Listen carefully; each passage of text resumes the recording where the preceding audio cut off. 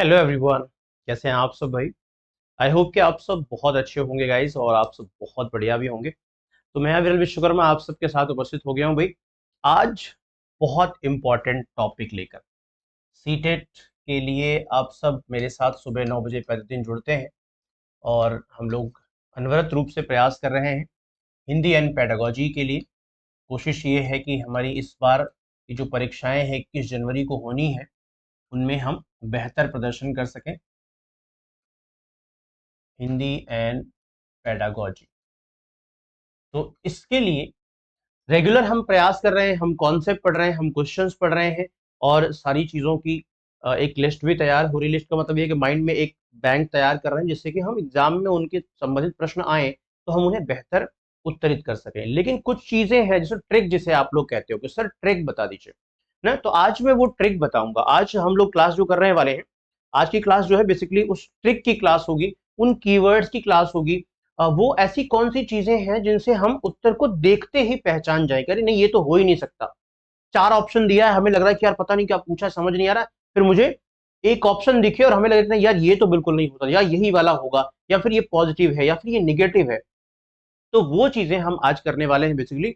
वहां पे आपको समझना पड़ेगा क्या है क्या नहीं है, और वो हमेशा यकीन मानिए, पिछली बार की परीक्षाओं में भी अगर बात करें तो, या फिर इस बार की परीक्षाओं में बात करें तो, हमेशा से ही ये चीजें हमेशा से ही हेल्पफुल रही हैं। चाहे अभी की बात करें और चाहे पहले की बात करें, हमेशा से ये चीजें हेल्पफुल रही हैं कि आसानी से हमें, अब हम कॉन्सेप्ट तो पढ़ ही रहे, बट एग्जाम में जब क्वेश्चन आते हैं, कभी नेगेटिव क्वेश्चन आते हैं, कभी पॉजिटिव क्वेश्चन आते हैं, ऐसी कंडीशन में हमें अगर ये पता हो कि एलिमिनेट कैसे करना है, या फिर हमें पढ़ते ही ये नजर आया कि नहीं ये पॉजिटिव है, तो फिर यार ये आया तो मतलब फिर उत्तर होना ही होना है, वो बहुत हेल्प करेगा। टाइम हमारा किल होने से बचाएगा। क्वेश्चन को बहुत 3-4 बार पढ़ के समझने की कोशिश करने के चक्कर में नहीं पड़ेंगे हम लोग, हम आसानी से एलिमिनेट कर लेंगे या तो फिर उत्तर निकाल लेंगे।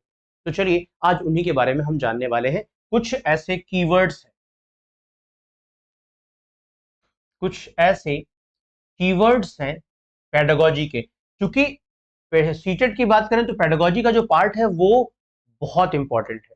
हिंदी का पार्ट जो है वो पैराग्राफ में 15 नंबर का होता है, बट पेडागोजी का जो पार्ट है वो 75 नंबर का होता है। क्योंकि 15 नंबर की हिंदी में तो आती है, लेकिन बाकी में भी तो आती है। एसएसटी में भी आएगी, मैथ में भी आएगी, सीडीपी में भी आएगी, इंग्लिश इंग्लिश में भी आएगी, हिंदी में भी आएगी। यानी पांच के पांचों सब्जेक्ट में से 15-15 नंबर की पेडागोजी अगर आ रही है तो डेफिनेटली ये इंपॉर्टेंट है कि नहीं। यानी 75 नंबर हमें यहां से मिल जाएंगे अगर हम कॉन्सेप्ट को समझ ले तो देखिए जरा, अगर पॉजिटिव क्वेश्चन है तो क्या क्या चीजें आने पर आपको लगेगा कि नहीं यार ये वाला उत्तर हो सकता है और ये वाला उत्तर नहीं होता है। जैसे कुछ चीजें हैं, बच्चों की पेडागोजी, शिक्षण शास्त्र, यानी बच्चों को हमें बेहतर बनाने के लिए, भाषा परिपक्वता के लिए हमें क्या क्या करना चाहिए। तो पहला, मोटिवेशन, यानी प्रोत्साहन जिसे बोलते हैं आप लोग ना, जिसे आप क्या बोलते हो, मोटिवेशन करना, प्रोत्साहन देना। या फिर एक जो हमारा एनसीएफ है, एनसीएफ एनईपी पढ़ोगे वहां भी ये चीज है कि बच्चे को आपको मोटिवेट करना है। क्या करना है, बच्चे को आपको मोटिवेट करना है, जबरदस्ती नहीं पढ़ाना है। आप इतना मोटिवेट करिए उसको, या फिर इतना उत्साहवर्धन करिए कि वो खुद से ही उसके मन में चीजों का एक वो आ जाए कि नहीं मुझे पढ़ना ही पढ़ना है ना। तो इसे कहते हैं पुनर्बलन। इसे क्या बोलते हैं, पुनर्बलन कहते हैं। सीडीपी में आपने पढ़ा होगा कि पुनर्बलन क्या होता है। तो ये है आपका पुनर्बलन। पुनर्बलन क्या होता है, यानी बच्चे को आपको मोटिवेट करना है। क्या होता है, मोटिवेशन। जहां पर भी मोटिवेशन की बात आती है, जहां पर भी आपके क्वेश्चन में कहीं कह रहा है कि बच्चे को मोटिवेट करना है ना, पुनर्बलन देना है या प्रोत्साहन देना है, एक चीज और मैं यहाँ पर नोट कर दे रहा हूं, या प्रोत्साहन देना है बच्चे को, अगर ऐसा कहा जा रहा है इट मींस वो पॉजिटिव सेंटेंस है, वो पॉजिटिव आपका ऑप्शन है, और वो उत्तर हो सकता है। ठीक है ना, वो उत्तर हो सकता है। ये ध्यान रखना, ये पॉजिटिव वाले आंसर में है, ये पॉजिटिव वाले आंसर में है। पॉजिटिव आंसर मतलब ये होता है जहां पे वो, आजकल चूंकि सीटेट में आपने देखा होगा आधे प्रश्न तो ऐसे होते हैं जहां नेगेटिव होता है, कौन सा इसमें से उसका सही नहीं है ना, कौन सा सबसे सबसे इंपॉर्टेंट पार्ट नहीं है, नहीं पूछता नहीं।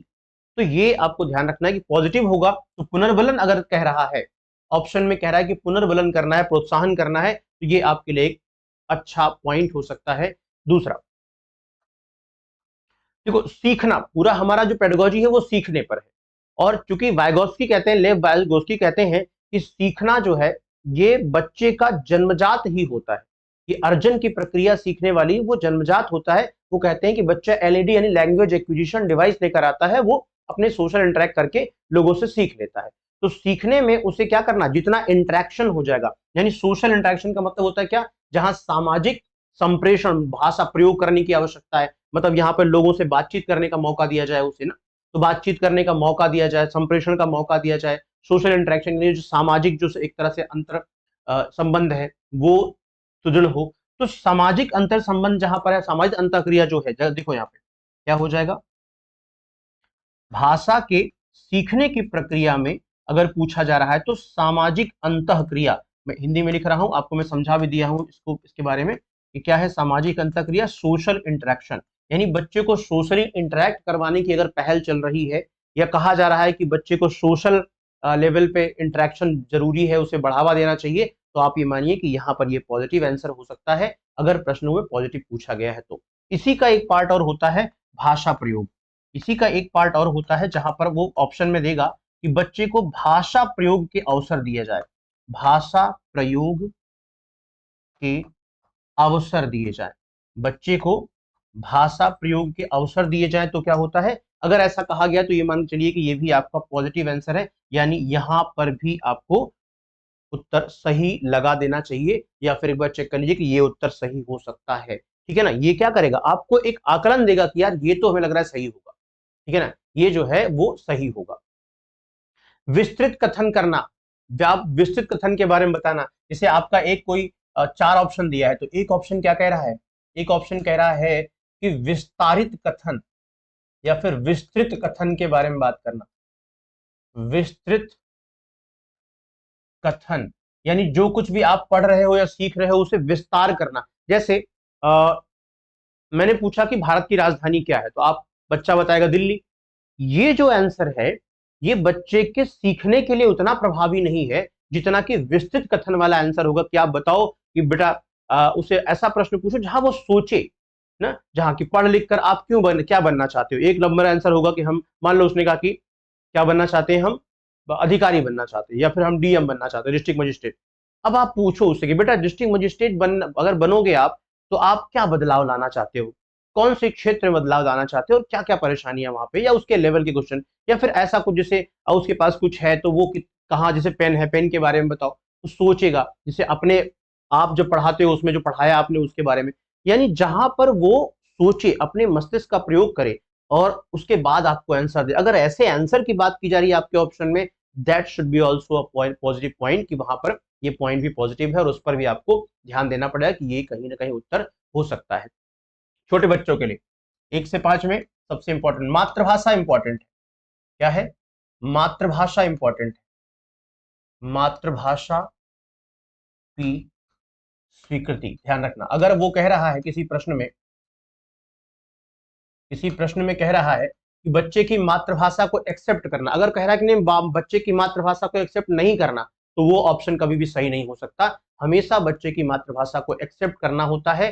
तो अगर कहीं कह रहा है कि नहीं है तो एलिमिनेट कर दो, अगर कह रहा है कि है, एक्सेप्ट करना है, तो एक बार चेक करो कि क्या कहीं आंसर तो नहीं है, कहीं यही तो नहीं पूछा जा रहा है। एलिमिनेशन भी आप यहां से कर सकते हो, ऑप्शन में कह रहा है कि नहीं है, या जैसे यहाँ पे कह रहा है कि विस्तृत कथन की आवश्यकता नहीं होती शिक्षण में, तो इसको एलिमिनेट भी कर सकते हो, तुरंत खारिज कर दो कि ये तो ऑप्शन नहीं है, एक कम हो गया, 3 में चेक करते हैं। ठीक है ना, तो ये आपको ध्यान रखना है। तो मातृभाषा का प्रयोग बहुत जरूरी है। और एक पार्ट मैंने अभी बताया था 2-3 दिन पहले आपको, जिसके बारे में बच्चे का रिकॉर्ड रखते हैं हम लोग। दो चीज होती है, एक तो आकलन की प्रक्रिया है, मान लो मूल्यांकन और आकलन। तो मूल्यांकन की प्रक्रिया जहां पर है, ये मूल्यांकन ना, बच्चे का मूल्यांकन करते हैं। मूल्यांकन क्या है आपको मैंने बताया था कि मूल्यांकन क्या है, जहां पे हम बच्चे की दोनों गतिविधियां, जो उसकी शैक्षिक गतिविधि है और एक्स्ट्रा करिकुलर एक्टिविटी, यानी बच्चा शिक्षण के बाद, शिक्षण के बाहर खेल कूद नाच गाना, एक्स्ट्रा जो करिकुलर एक्टिविटी है उसकी, उसमें कितना अच्छा और कितना नहीं अच्छा है, ये सारी चीजों के बारे में अगर वो बता रहा है, यहाँ पे मैं आकलन को भी ऐड कर लेता हूं। ठीक है ना, आकलन। तो इन दोनों में अगर हम बात करें तो यहां पर शैक्षिक गतिविधियां, अगर ऐसा नहीं कहा जा रहा है, उसकी शैक्षिक गतिविधियां, शैक्षिक गतिविधियां, उसके साथ साथ बाह्य शैक्षिक के अलावा गैर शैक्षिक गतिविधियां भी, इसको मैं थोड़ा सा ऐसे लिखूंगा, गैर शैक्षिक गतिविधियां, इसको आप पॉइंट रखिएगा अपने पास। ये यहाँ पर मैं इसी को ऐड कर दे रहा हूँ, गैर शैक्षिक। गैर शैक्षिक का मतलब समझ रहे हैं ना आप? गैर शैक्षिक का मतलब होता है जहां पे खेल कूद संबंधित, ना सिंगिंग डांसिंग संबंधित गैर शैक्षिक गतिविधियां, ये भी दोनों के बारे में ये रखता है। मूल्यांकन और आकलन जो है ये दोनों के बारे में करता है। फिर इसके बाद उपचार होगा ना, निदानात्मक कार्यवाही, सब आप जानते हैं, उधर हम नहीं जाएंगे। और तीसरी चीज क्या होगी, जब ये मूल्यांकन और आकलन करोगे आप तो इसका डेटा बनेगा। डेटा क्या बनेगा? पोर्टफोलियो। ये भी मैंने आपको बताया, ये सारे कीवर्ड्स आप जानते हो, इन सब कीवर्ड्स के बारे में अच्छे से समझ लीजिएगा क्या है। कोई भी पॉइंट अगर आपको लग रहा है कि ऐसा हमें नहीं पता इसमें, तो उसके बारे में बिल्कुल विधिवत जान लीजिएगा। तो पोर्टफोलियो क्या होता है? पोर्टफोलियो यानी इसी शैक्षिक गतिविधियां जो है, इन शैक्षिक गतिविधियां और गैर शैक्षिक गतिविधियों में पाया जाने वाला, इसके बाद जो इनका मूल्यांकन होता है, यहाँ कहाँ कितना अच्छा है, कहाँ कितना बुरा है, इन सब का डेटा रखा जाता है इस पोर्टफोलियो में। तो अगर वो कह रहा है कि नहीं पोर्टफोलियो कुछ अलग है या कुछ और की बात कर रहा है, या कह रहा है कि मूल्यांकन या आकलन या पोर्टफोलियो जो है इसमें ये चीजें नहीं आती, गैर शैक्षिक नहीं आती, कुछ और बता रहा है, तो उसे नेगेटिव या एलिमिनेट कर सकते हो आप लोग। ये भी एक पॉइंट है आपके लिए कि जो चीजें हैं उनके अंदर में क्या क्या चीजें होनी चाहिए। अगर वो नहीं है तो आप क्या करोगे? आप तो एलिमिनेट करोगे ना कि भाई हमारे काम की चीज तो नहीं है ये, वो आपके काम की चीज है ही नहीं है। तो ये चीज आपको ध्यान रखना है, ठीक है। ऐसे बहुत सारी चीजें हैं जिनके बारे में हमें समझना पड़ेगा। जैसे और देखो यहाँ पे पॉजिटिव क्या है, नेगेटिव क्या है। सीखने के लिए तत्पर हमेशा होता है बच्चा, बच्चे को हमेशा सीखने के लिए तत्पर रखिए, उसमें बिल्कुल कभी भी कोताही मत कीजिए। जहां भी उसे सीखना है, कैसे भी सीखना है, प्रक्रिया आधारित सीखना है ना। और कनेक्शन बनाना है, कोरिलेशन बनाना है, यानी कि जिस भी चीज को सिखाना है उसे बच्चे से उसका कनेक्शन होना चाहिए। ऐसा नहीं कि हम दूर दूर से चीजें सिखा रहे हैं, जो बता रहे हैं उसके बारे में उसको पता ही नहीं है, हम सिखाए पड़े हैं ना। तो अर्थ समझ कर पढ़ना। अच्छा, कौशल, भाषा कौशल में ध्यान रखना, जितने भी भाषा कौशल हैं, 7 पॉइंट जो है भाषा कौशल। भाषा कौशलों की अगर हम बात करें, वो पूछेगा भाषा कौशल, तो भाषा कौशल में 4 कौशल है आपके पास, पता है, उसको बताने की जरूरत नहीं। लेकिन इंपॉर्टेंट क्या है? इंपॉर्टेंट ये है कि इन भाषा कौशलों के जैसे पठन है, मान लो पूछा कि पठन कौशल, इनमें से पठन कौशल कौन सा है या क्या है। अब पठन कौशल में सिर्फ पढ़ना ही इंपॉर्टेंट नहीं है। अगर वहां पढ़ने के बारे में दिया जा रहा है या तो पढ़कर समझ, सिर्फ पढ़ने के बारे में दिया जा रहा है, तो आप उसे एलिमिनेट कर सकते हो। ये भी एक पॉइंट है। पठन कौशल का अगर है तो नीचे ऑप्शन में आपके पास होना चाहिए कि पढ़कर अर्थ ग्रहण करना। अगर ये नहीं है तो फिर आप एलिमिनेट कर सकते हो, ये पॉइंट है आपके पास। इसी तरह लेखन कौशल में क्या है? लिखने की क्षमता, विस्तृत सृजन करने की क्षमता। सिर्फ क ख ग लिख लेने से लेखन नहीं होता, सृजन करने की क्षमता होनी चाहिए। वो कह रहा है कि बोर्ड पर देखकर बच्चा लिख रहा है, तो क्या वो पठन लेखन कौशल में आएगा? ध्यान रखना, तुरंत उसको एलिमिनेट करना। ये भी एक पॉइंट है, कीवर्ड है इसके बारे में। ये कीवर्ड्स क्या है? ये कीवर्ड्स एग्जाम में आपको एलिमिनेशन के लिए या आंसर करने के लिए, खोज के लिए बहुत इंपॉर्टेंट पॉइंट देते हैं। और दूसरा, आपको इसमें ज्ञानार्जन करने का भी पॉइंट दे रहे हैं कि इनके बारे में थोड़ा सा विधिवत जानकारी रख के तब जाइए एग्जाम में, क्योंकि इनसे प्रश्न बनेंगे तो बहुत सारे प्रश्न बन जाते हैं। बहुत सारे का मतलब कि एक एक एक भाषा कौशल से कम 20 प्रश्न बना सकता है एग्जामिनर, उसमें से एक आध आ जाएगा। तो इसके बारे में आपको पहले ही अवेयर रहना पड़ेगा, वरना कैसे काम चलेगा। समझ रहे हैं आप लोग? एक बार सेशन को जरा सभी लोग शेयर कर दीजिएगा। अच्छा, एक इन्फॉर्मेशन आप लोगों को बता दूं मैं, कि सुबह जो 9 बजे क्लास होती थी ना, अभी जो हम लोगों के साथ पुराने वाले चैनल पे होती थी, अभी वो नए चैनल पर होना शुरू हो गई है, आपको पता है ना। तो अभी वो नए चैनल पे होना शुरू हो गई है। तो अभी आपको कहाँ मिलना है? सुबह 9 बजे सेम टाइम है, बस चैनल बदल जाएगा यूट्यूब का, जो नया वाला आप लोगों के लिए चैनल बना गया है, ठीक है ना। CTET classes bye text book super coaching, CTET classes bye text book super coaching. इसी चैनल के नीचे देखो लिंक में, जहां डिस्क्रिप्शन लिख रहा है वहां पर देखो लिंक बना हुआ है, आप उस पर क्लिक, वहां लिखा हुआ है ना ज्वाइन आवर न्यू चैनल, वहां क्लिक कीजिएगा, सीधे चैनल पर पहुंच जाएगा। और सब्सक्राइब जरूर कर लीजिएगा, क्योंकि डेली क्लासेस सारी वहां चल रही है सीटेट की, तो आपको नोटिफिकेशन नहीं आएगा, फिर बाद में क्लास छूट जाएगी, फिर आप कहोगे कि सर वो तो हो ही नहीं पा रहा है, ठीक है ना। तो इसलिए बहुत जरूरी है, तो पढ़ना, अर्थ समझकर पढ़ना, या भाषा कौशल जो भी है, चारों कौशलों में क्या क्या चीजें हैं उनके बारे में आपको समझना है। और देखो और क्या क्या पॉइंट हो सकते हैं। अभी मैं पॉजिटिव पॉइंट बता रहा हूँ, रटना, एकमात्र, ये सब नेगेटिव पॉइंट्स। अभी मैं पॉजिटिव बता रहा हूँ कि क्या क्या चीजें होनी चाहिए, जहां नहीं हो तो आप उसे एलिमिनेट कर सकते हो ना। ये सारी चीजें जहां नहीं है उसके बारे में भी बात करेंगे हम। जैसे मौलिक लेखन की बात करेंगे, विचारों का अभिव्यक्ति की बात करेंगे, संप्रेषण कौशल की बात करेंगे। संप्रेषण कौशल क्या है, इसको समझ लेते हैं।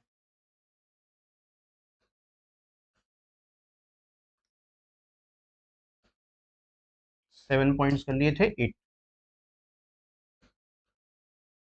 संप्रेषण, क्या हो जाएगा यहाँ पे, संप्रेषण। अब संप्रेषण का मतलब होता है कम्युनिकेशन, यानी बातचीत करना।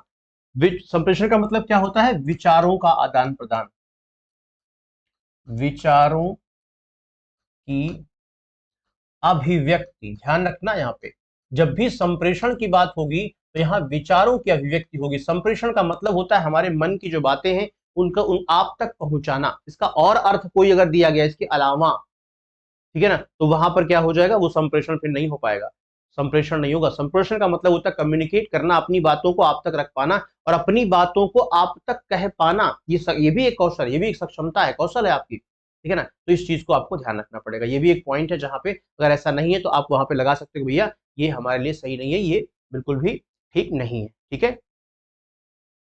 चलिए और देखो क्या क्या पॉइंट हो सकते हैं, और कौन कौन से पॉइंट पॉइंट हो सकते हैं।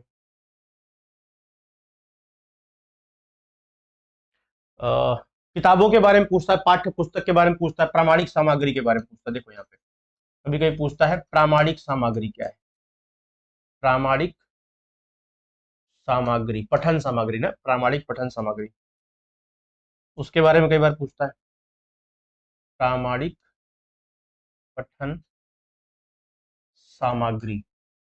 तो यहां से प्रश्न बनता है। अब यहाँ ध्यान, प्रामाणिक पठन सामग्री यानी वो चीजें जो इजिली हमें अवेलेबल, इनसे हम सीखना चाहते हैं, जिनसे हम इजिली खेल खेल में सीख लेते हैं, या फिर हमारे आसपास ही चीजें होती हैं, हम उन्हें पढ़ते पढ़ते सीखते सीखते देखते देखते सीख लेते हैं, वही है प्रामाणिक पठन सामग्री। इनके अलावा कुछ अगर है तो वो फिर आपको एलिमिनेट करने के लिए या फिर आंसर चुनने, दोनों के लिए आपको अलग अलग अलग अलग क्वेश्चन पे अलग अलग पॉइंट आपको देता है। तो इन सब चीजों के बारे में अवेयर रहिए कि जब कभी भी ऐसा प्रश्न आता है तो आपको क्या करना है, एक बार पढ़ना है कि क्या इसके सही मायने यहाँ पर ऑप्शन में दिए गए हैं या नहीं दिए गए हैं, क्योंकि सबसे जरूरी है सीखना। हमारा जो इस पूरे उद्देश्य जो है वहां पे क्या है, सीखना है। और सीखने में क्या होता है, सीखने का मतलब होता है हम कुशल बने। सीखने का अर्थ क्या दिया है, सीखने का अर्थ रट्टा मारना नहीं होता। अगर रटना दिया है, कंठस्थ करना दिया है, वहां पे नहीं होगा, ठीक है। ये तो हो गया पॉजिटिव। तो एक और देखते हैं, रटना ना, कंठस्थ करना, ऐसे बोलेगा, कंठस्थ करना ना, ये सब ये निगेटिव पॉइंट होते हैं।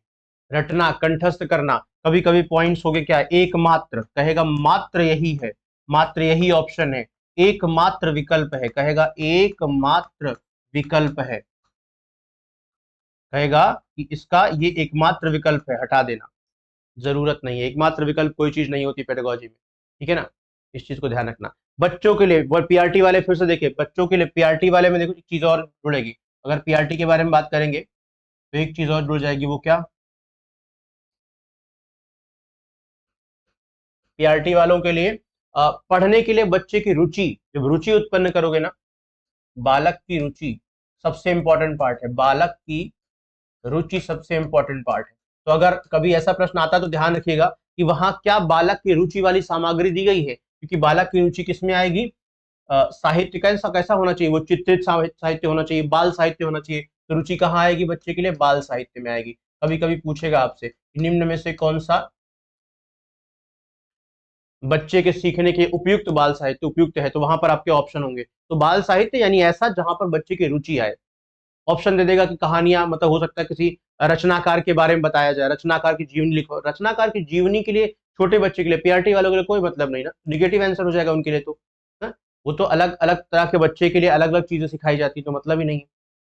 सबसे इंपॉर्टेंट है बच्चे को सीखने का अवसर देना, ठीक है। क्या हो जाएगा, सीखने का अवसर देना। तो सीखना, सीखने का अवसर देना, अगर ऑप्शन में कहीं भी ये दिया गया है सीखने का अवसर या फिर भाषा प्रयोग का अवसर, इसके पहले बता चुका हूं ना, सीखने का अवसर या फिर भाषा प्रयोग का अवसर दिया गया है, भाषा प्रयोग का अवसर, तो ये क्या हो जाएगा, ये हमेशा पॉजिटिव में रहेगा, ये हमेशा पॉजिटिव में रहेगा, ये भी आपको ध्यान रखना है। क्लियर है।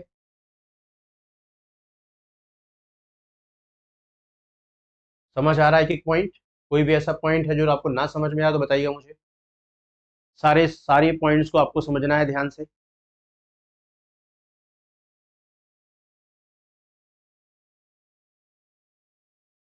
क्लियर है।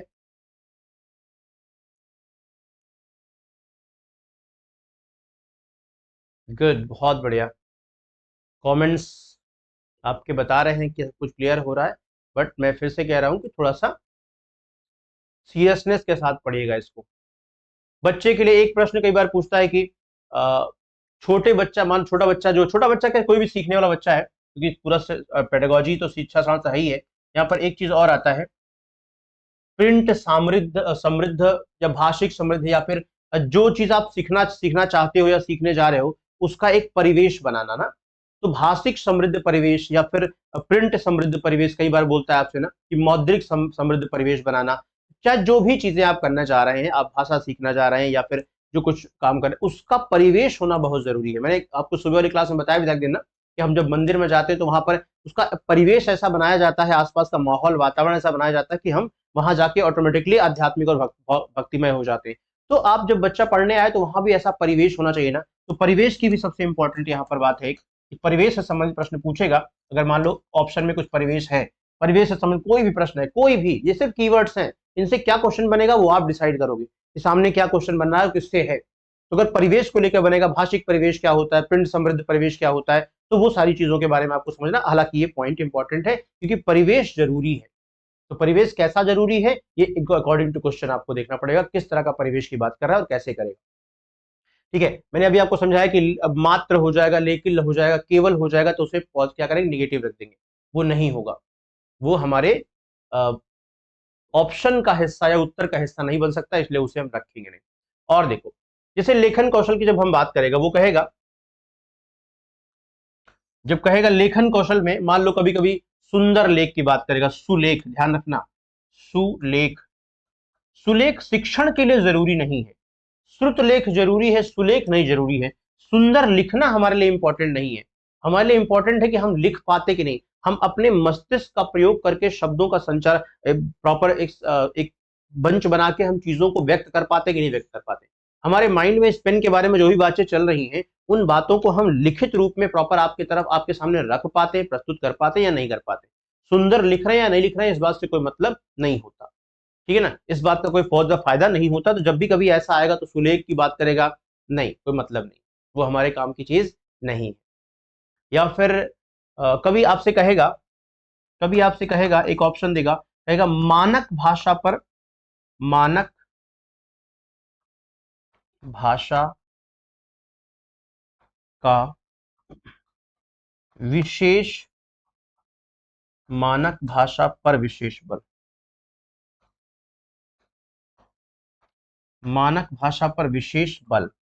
कभी अगर किसी ऑप्शन में मानक भाषा के बारे में बताया जा रहा है, या ऐसा कुछ कहा जा रहा है कि मानक भाषा बहुत इंपॉर्टेंट होती है, या फिर मानक भाषा में बच्चों को पढ़ाना चाहिए, नहीं, क्योंकि मातृभाषा को पहले ही आपने एक्सेप्ट कर लिया कि मातृभाषा सब हमेशा एक्सेप्टेबल होगी, तो फिर मानक भाषा को इतना तरजीह, इतनी वैल्यू हम नहीं देंगे। ये सेकेंडरी लैंग्वेज हो जाएगी, पहले तो प्राइमरी लैंग्वेज पर ही बात करेंगे ना। ये अधिगम की भाषा है, अर्जन की भाषा हमारी मातृभाषा है, और हम उसी में पहले उसी को एक्सेप्ट करेंगे, उसको इग्नोर करके हम इस पर बल नहीं देंगे, ये ध्यान रखना। अगर ऐसा कुछ कहा गया है तो उसे हटा दीजिएगा, ये भी क्या हो जाएगा यहाँ पे, पॉजिटिव नहीं नेगेटिव आंसर हो जाएगा ये आपका। समझ में आ रही बात? अगर इतना आपने कर लिया, ये सारी बातें इसमें से और भी निकलेंगे, आप जब हमसे क्लास में पढ़ते रहते हो तो वहीं से बहुत सारे पॉइंट्स निकाला कीजिए, एक अलग से पूरी लिस्ट बना लीजिए कीवर्ड्स की, आप भी कॉपी के पीछे। उसका क्या होगा, हर कीवर्ड्स को प्रॉपर तरीके से पढ़िए, उनके बारे में अच्छे से जानिए। इन कीवर्ड्स को धीरे धीरे अगर लिस्ट बना के आप पढ़ लिए ना, तो आपको पेडागोजी में कोई पीछे नहीं कर सकता, रेगुलरली आपके क्वेश्चन सही होंगे, बिल्कुल सही होंगे। कॉन्सेप्ट ही तो है ना, यही तो कॉन्सेप्ट है सारे। तो ऐसे ही बहुत सारे और कॉन्सेप्ट मैं लेकर आपके साथ आता रहूंगा, और भी कीवर्ड्स को आपको देता रहूंगा, और इनसे जितना भी हेल्प हो सकता है। हालांकि मैंने बताया आपको ना कि मैं अभी टॉपिक वाइज करवाने वाला हूँ, सुबह वाली 9 बजे वाली क्लास में हम लोग टॉपिक वाइज करेंगे, तो ये भी आपको ध्यान रखना है। तो फिलहाल तो चलिए, आज के लिए इतना ही। Thank you so much, bye, जय हिंद, जय भारत, मिलते हैं। और हाँ, याद रखिएगा कि संडे को, यानी संडे यानी कि 10 दिसंबर को जो क्लास होने वाली है वो शाम को 6 बजे भी होने वाली है, नए चैनल पर आपके, तो उसको भी ध्यान रखिएगा।